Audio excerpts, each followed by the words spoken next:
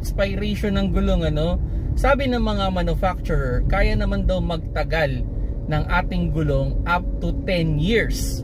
Kung yan ay properly store, kumbaga hindi siya nasisinaga ng araw, nasa magandang storage siya, kaya namang magtagal ng 10 years ang ating gulong.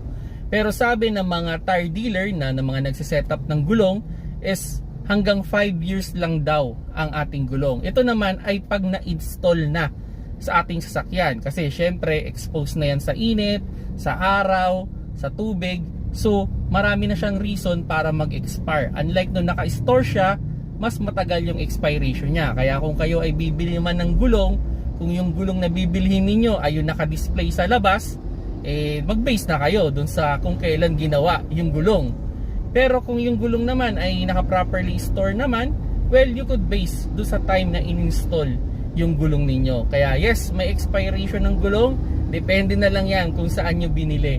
Kung properly store, pwede kayong mag-base dun sa time na in-install. Pero kung yung gulong na binili nyo ay yung naka-display lang naman sa labas at isi-set up sa gulong ninyo, siguro mag-base na lang kayo dun sa time na ginawa yung gulong.